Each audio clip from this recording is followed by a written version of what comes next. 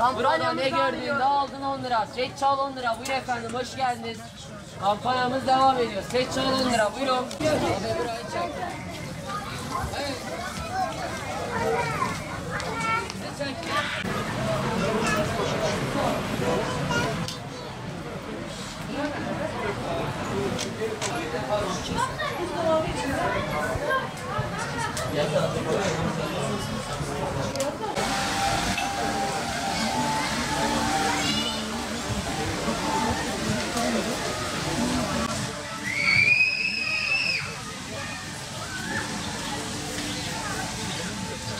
İşlerde açılma falan olmadı. İşte pandemiden dolayı daha millet dışarı çıkmaya korkuyor, tamam mı?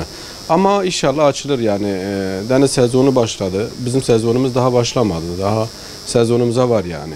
Ama genel işler olarak açıldı yani. Daha yeni açıldı. Daha millet yeni dışarı çıkmaya başladı. Bağladık tabii, umudumuz bu yasaklardadır işte artık. İnşallah millet dışarı çıkmaya başlar, alışverişlere başlar yani. İnşallah açılır işler. Yani işlerimizde artış falan oldu mu olmadı mı daha da kesin bir bilgi veremiyoruz, bilmiyoruz yani.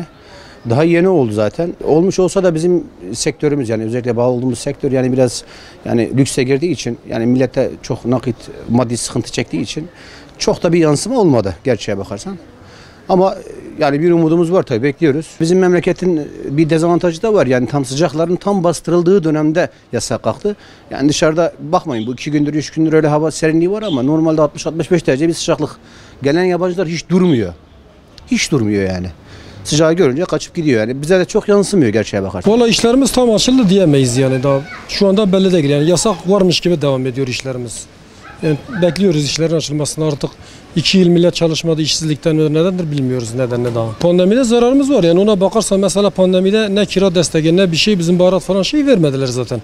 Çoğu zaman da zaten kapalıydık. Yani şey yapsan en az 20-30 bin lira zararımız var şeye baksanız, 2 yıla baksanız.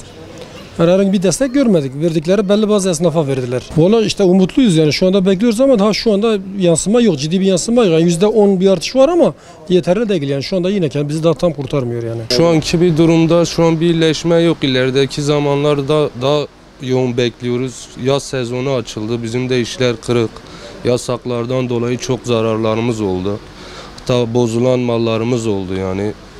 Şu an yani iyi gitmesini bekliyoruz yani böyle giderse inşallah normale girecek. Patlama olursa, iyi bir çalışma olursa, yasaklar da rahatlarsa olabilir yani zararımızı da çıkarabiliriz yani.